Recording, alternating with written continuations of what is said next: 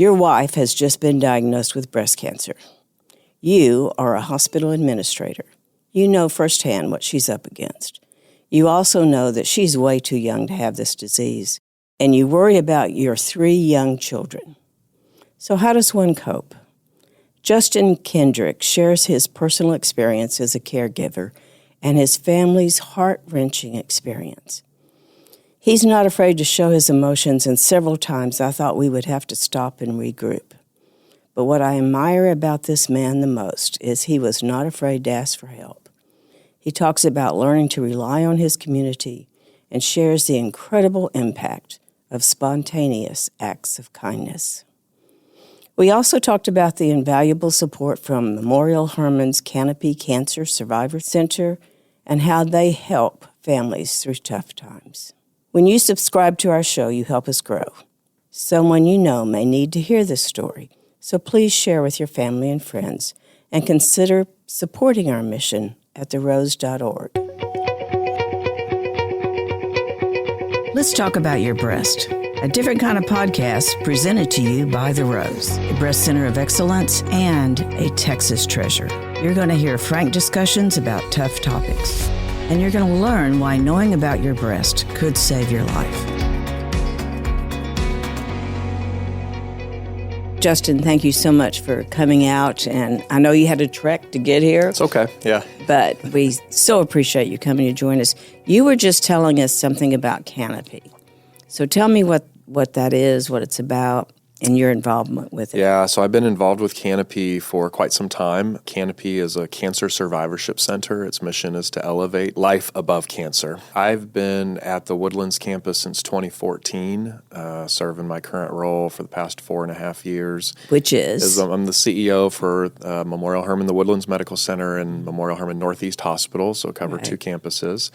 I've been a part of Canopy since its inception, since it was being built. And now, going 9-10 years strong into it, it's amazing to see the impact that it is having on people, not only just folks going through cancer, but also caregivers and family members. And so I've always said, just as I said now here, if you know somebody with cancer and you know about Canopy and don't share Canopy with them, you're doing them a disservice. Everything's free. Everything from shaving parties, if you want to call them that, to wig fittings, to therapy sessions, to Tai Chi, to yoga, to exhibition cookings. We'll bring in kids that are 10 years old and teach them how to cook, dinner for mom and dad who are going through cancer treatments and can't make it. Anything and everything, 80 to 100 programs a month, about 1,000 people walk through the doors each and every month, and it's just an awesome. We need a Canopy everywhere. Awesome situation. And back to like what we were just talking about before also in this, second annual, we call the IE Smart Systems Invitational, where an individual by the name of Nick Colvin and James Selmser, their personal lives have been impacted by Canopy and cancer, and they wanted to raise incremental awareness for Canopy. And so they've utilized their contacts and ties in the construction industry, and we just wrapped up last night the second annual IE Smart Systems Invitational, where they've been able to raise $50,000 each year directly to Canopy, and that incremental awareness is bringing folks together, mostly from the construction industry, and putting them in a setting where they're learning about Canopy and they're learning about the resources available. And so should they ever find themselves in that situation of having a loved one or themselves or somebody that they know who goes through a cancer journey, that they know that there's a resource there for them. So you've been a caregiver yourself. Tell us a little bit about your experience. Yeah, so I guess my journey in that space actually started out at the first annual IE Smart Systems Invitational last year, November 14th. So It's okay. There are some tissues right there. Thanks. Again, we know it's tough to be a caregiver, and you're not the one going through it, but you are in your own way. So we got word. We got word last year that a good friend of my wife's that she had grown up with down the street was diagnosed with cancer, with breast cancer, and so it was a terminal diagnosis that she shared with her at that time, and that was when my wife scheduled her first mammogram. So my wife was 41, so hadn't put it off too long, right? Not 45 or 50, or Right. hadn't put it off too long, but finally, despite all of the in the pinks that she's been involved with and things, that call from her friend made her go get her first mammogram, and so the week that she was getting all of her mammograms, going from the screenings to the diagnostics to the biopsies, so her friend passed away. And this was someone who lived 4 doors down from her, was in our wedding, and all of those very close those moments in life, they had experienced together. And so it turned out to be that that she had the exact same type of cancer as this childhood friend. And so we got off, pretty quickly. I guess that was the last week of January, first week of February is when her diagnosis occurred, and it was okay. Well, we caught it early, so that's the great thing, And how do we go about treating her as quickly as possible? So her journey went from chemo, hit her with the red devil right out of the gates, and then went to surgery. And then about 6 or 7 weeks ago now, we learned that it hadn't spread. So that was the great news, right? So great news, yep. yes. So she's finishing up her radiation, what we hope is the grand finale. I think today is maybe 8 of 18, 7 or 8 of 18. Yeah, So we're close to the end there. And yeah, so that's been the journey of what her cancer journey has looked like here this year. And we always laugh also, we just started a home renovation project. We had torn down walls and the week before she got her diagnosis. But I will say that it was, one of the greatest gifts we could have is her parents live right down the road from us. And so the family was living with her parents, my family. We have a 12, 10, and 8-year-old. So we were all living together with her parents as we were dealing with the home renovation and the cancer diagnosis and all of this kind of stuff, and just figuring out what next steps were. But so that's been her journey, and that's where we all started off at. My goodness, this event is very. It just marks a place and time that you'll never forget, for sure. Yeah, absolutely. And then a lot of the typical questions of, okay, well, how to best support her, what do we need to do? Thankfully, being in the medical industry, I had a high degree of confidence as to who we need to put her in the right hands of, and in order to treat her appropriately and as aggressively as possible. And I think that gives us a lot of peace of mind, knowing that she's got the best clinicians working with her. And then it's everything else. Then it's when you start telling friends, teachers, kids. Children. When did you tell your children? Probably not as early as we should have. It was, I think she was getting ready to start chemo. And again, we were kind of living with her parents, and having all sorts of, I would say, secretive conversations amongst ourselves on our phones. And of course, everything that all of our downtime, we're researching everything, and everything from what somebody experiences with this chemo cocktail and cold capping, and all sorts of different things. But doing it within a compressed living space. Oh my gosh. So I'm sure that our kids picked up on it a little bit more than what we thought. But yeah, so we backed into it, and probably didn't do the best of jobs with it, but I don't know if anybody can truly be prepared to have that conversation. And so, yeah, it was pretty much the night before, or maybe a couple days before, she started chemo, and we pull the kids in, and And I just think that really made it real for Chelsea was telling our kids. So probably lesson learned is don't start off that conversation with your kids by asking them what's the first thing that they think of when they hear the word cancer, because it went really off from that point, and our girls were very emotional, and Of course, they knew about the friend also. Right? I don't know that they did. I don't know. Yeah, I don't know that I can't recall if they did. I don't think that they did. She lived in Dallas, so it wasn't an immediate member of our social group on a day in, day out basis. But no, our girls became very emotional. Our son, who's 8 years old, was very matter of fact, and he just kept saying, "But there's a chance you could die. There's a chance you could die." You know, he kept. Did you have to, what did you say to that? How did you handle that? Well, we had just gone through a health scare situation with our 10-year-old girl, and she had an aneurysm in her hip. And so we were able to say, hey, the doctors saved Ellie.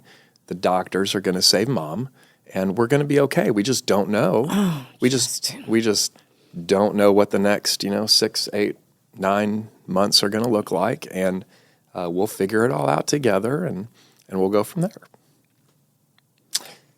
So we took him out of school the next day, and so Chelsea was just able to spend time with them, and they were able to just go shopping and do that kind of stuff. That was very wise. So then it was telling the social settings and our close friends and things like that, because you don't know what the kids are going to say to their friends, and really, it was. We, amongst our tight-knit social group, just hadn't had anybody go through cancer. And she's so young. Yeah, whatsoever. And so we knew that, the questions could come up from, other, kids of our friends. And we live in a very, I would say, somewhat of a utopia type of a situation where kids just bounce back and forth between multiple different homes, and it's wonderful. Yeah. Yeah, it's really awesome. So again, just those types, those steps in the process that nobody really prepares you for, and you just have to start figuring it out. And again, thankfully, Marcella Herrera, our Canopy manager, and Linda Nelson were so great in just making sure that we had any resource that we needed.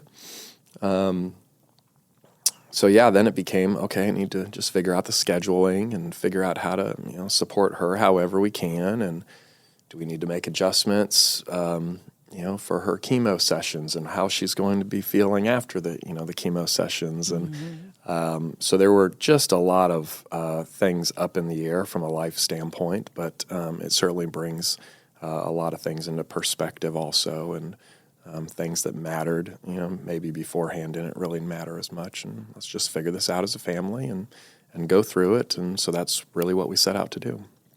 So you went with her on some of her chemo treatments. What happens during that time? I mean, you're a caregiver. How do you watch all that? Or I kind of approached it from a standpoint of I just kind of have to be there.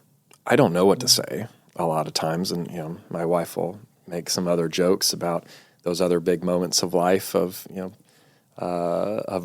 births of children, and I probably haven't known what to say in those situations either. But just being there, I think, is the biggest thing, and that's what I tried to do as much as we could possibly do, and so whether or not it was hair falling out or the chemo sessions and just how do you move forward. I mean, really, it's just sitting there. She would have plenty of friends that would. She has a wonderful, wonderful support system, awesome support system, and many of them would offer to come to chemo with her. But when you go into a room full of 40 chairs and you see the full gamut of people that are more end of life to very beginning, early stages of life. that are going through the same thing and going through different treatment protocols. It's at first, it's very overwhelming emotionally, I would say. And then as we progressed, she had 18 chemo treatments over about I guess it was a 5 or 6 month period of time. It becomes somewhat of a community of support network. People that are usually going through chemo treatments at the same time, you get to know each other in different ways. And so that's really, what I tried to do was just try to be there and free up, anything off of her plate that we could free up. And so a lot of times it was just being there. Do you ever feel like, or ever experience any kind of anger because you couldn't fix this? No, I don't think I ever had that type of emotion. It was, and maybe, working in the medical industry, it was, that cancer doesn't discriminate. It impacts so many different types of people. Even that first chemo session that she had, within that room, I had 2 employees that were sitting in chairs across from us that they didn't know. They didn't know that Chelsea had started this journey. I didn't necessarily know that they were that they were in a journey themselves. And but from an anger standpoint, it that never came over me. It was more so, okay, this is the situation. Let's be grateful that we caught it in time, and now let's just support her and support the family and everybody else involved, and again, get Chelsea through this and do it the best way that we can. And she was bound and determined not to allow life to slow down, and for everybody, for the kids. So we started the year off thinking, we're not going to do much traveling this year, but we ended up figuring out ways to do it. It's like her last chemo treatment. We went to Austin with 3 other families, and then we went to Hawaii to celebrate. Because you're in the healthcare field, you had confidence. And sometimes in the 38 years I've been in the healthcare field, sometimes you know too much. But you had the opposite feeling through that time. Yeah, I did. I knew that her cancer was the most aggressive cancer you could have. And we already knew what it had done to her friend, but we caught it in time. And so, no, I was coming from a perspective of, okay, she's got the best people looking out for her, and it's going to be an interesting year, and we're gonna get control of this. And then again, it felt more talking about it and talking about her story, and really through the In the Pink of Health's luncheons in October, when we got the news that it hadn't spread throughout the rest of her body and that was out, and we hopefully get this grand finale and be done with things from the radiation. We thought, okay, well, we need to start telling the story about making sure you get your screenings. And I look at it from the standpoint of, it's not just mammograms, it's colonoscopies, and it's just taking care of our own health. Yeah. Right. And the Rose has been we benefited from the Pink. It's a wonderful partnership. Yeah. It is truly a wonderful, and we appreciate it so very wonderful much. Partnership. It has been such a good way for us to serve those that really don't have the health insurance or the access. Yeah. But we can't do it without partnerships, without support. So we thank you so much for that. Yeah, absolutely. I'm curious about how when you say that's such a great way of looking at this from a caregiver's point of view. They're in the best hands they can be. Mm-hmm. I think you're the first caregiver I've heard say that. Okay. I've heard one other time someone said, well, we knew we were going to the right place. So I never worried about her dying, or I never worried about that part. And I think that's just a real comforting thing. Yeah. Yes, had all the confidence in the world. It's also just trying not to overstep boundaries and kind of respect her process of going through this also. It was probably a couple times that we've had conversations where I may be asking some questions or whatever, and she just doesn't want to talk about it, and that's okay too.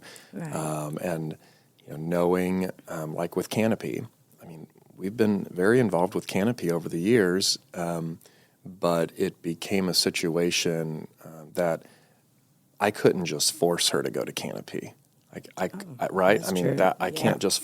I mean, even though I knew at some point in time, I figured that it would come into play, I couldn't force her to go because she has to process everything on her own. And so that was, I think, a delicate balance of you want to provide everything that you can possibly provide to your loved one going through this, but it's got to be on their own time. And so as I was talking last night at this golf tournament benefiting Canopy, there's an element like Canopy is there when for an individual when they don't know where else to turn, and that's where I think of me being a caregiver and trying to provide and protect and assist wherever I possibly can. It's just looking for those signs and clues and making some suggestive comments or just, but it always having to be on their own time. So for Chelsea, like her utilization of Canopy came when she just couldn't have her head shaved within the public setting of her normal hairstylist. And so that's when she said, okay, now I know how and where and why I need Canopy, and let's just go call and make an appointment and go do it, go do that. But it's never been, I've been trying to just take things off, take things out of the way so that she could concentrate on taking care of herself and minimizing as many stressors as possible. That's a great story.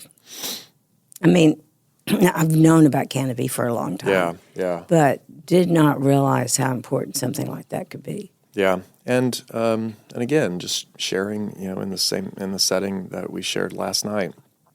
As Chelsea went in, we did it on a Friday afternoon, and that's probably been the most difficult part of this whole journey for her. Is just the personal appearance change with the hair and things, but.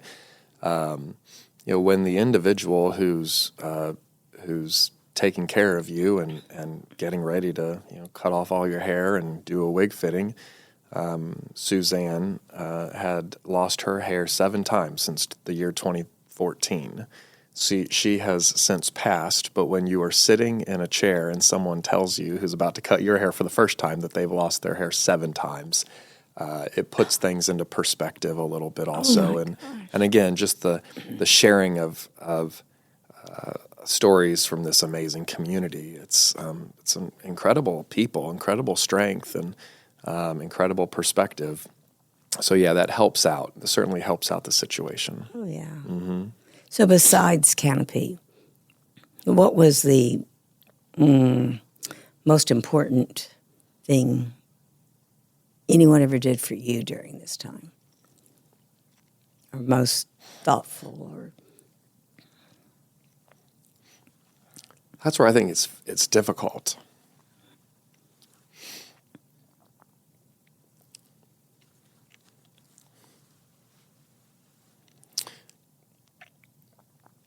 I was just talking with a friend, a surgeon here this morning, and we've learned through this process that I would say I'm a spiritual person. I'm probably not very religious, but there have been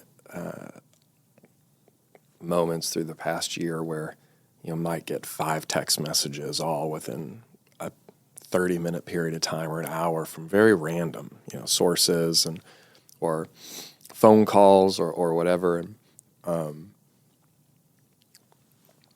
just reaching out, don't know why, things like that.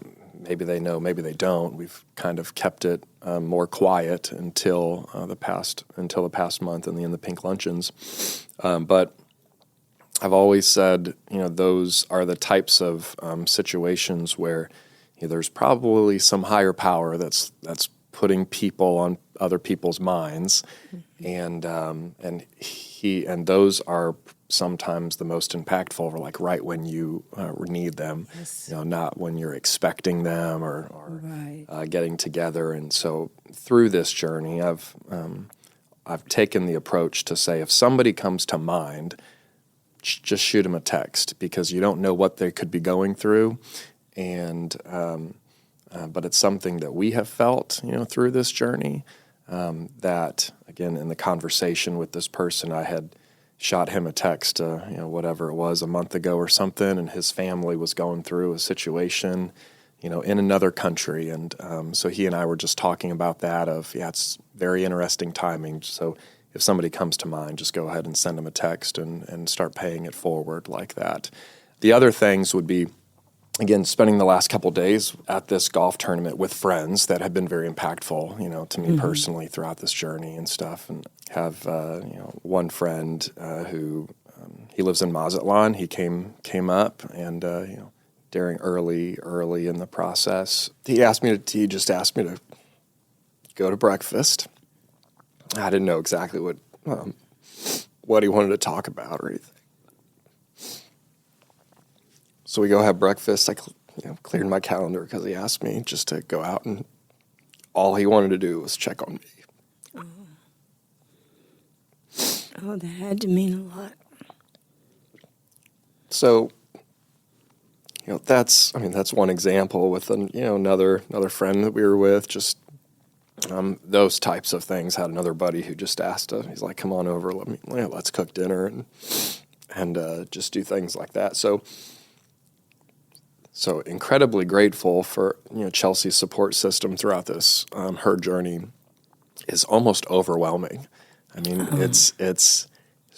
she has such an amazing support system, and then these I think very blessed to have these, not just within work, right? Because the work team is incredibly supportive, and we're always going to support each other, through these journeys, but.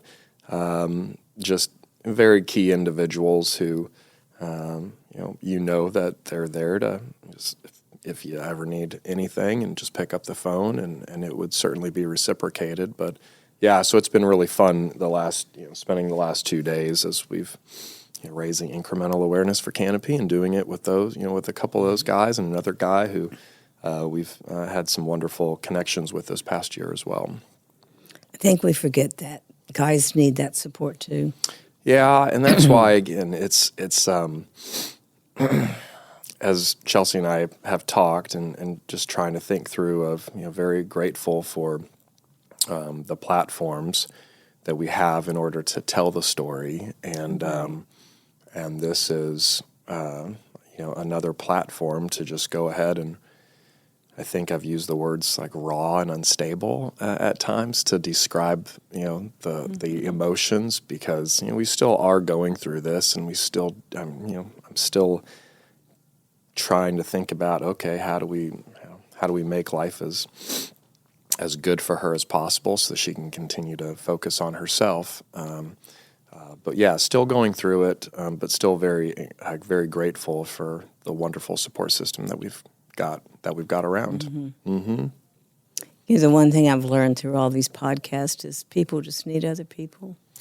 Absolutely. We need each other in ways that you can't describe. Yeah, and back to like the text messages or like going out to breakfast or something, right? I mean, it's not anything that's novel, but it oftentimes hits at the right moment. So I've just taken that approach this year, and it's fascinating the number of times, the responses are, thanks so much, just, Right. Yeah, appreciate it, needed that this day or whatever, and for various reasons. I mean, this individual's family's in a war-torn country right now, and they had just been trying to face a decision, or they're facing the decision of trying to figure out how to get them out and things. And so, again, just if somebody comes to mind, just send them a text. And that's cancer, the best not advice, cancer. right? That's the best advice I've heard.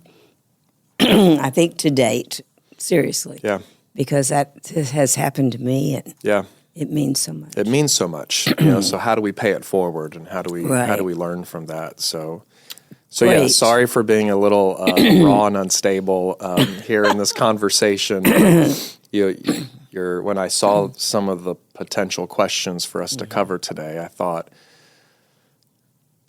okay, we'll go talk about it and see what happens here. But again, we're so blessed to have the support system that we're around and the friends.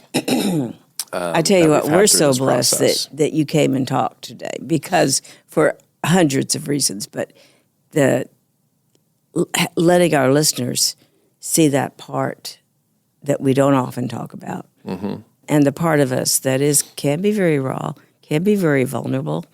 That's being human. Yeah, I've kind of looked at it as maybe it's a little cathartic also just say things that maybe points of gratitude that I haven't been able to express necessarily to other folks yet, and again, incredibly grateful for all of the resources that are around us and knowing how to access them. I mean, right now we're working with Wonders and Worries is another wonderful organization that specializes in helping kids going through situations with their parents with cancer, and they do good partner with Canopy, and so Canopy reaches out to them if need be, and so we've got one child that could probably use some assistance that maybe we should have gotten out in front of this a little bit more, but again, we can do that now, and I'm so grateful for all of the resources and the awareness that we have around us. But as you said, it oftentimes boils down to people, and so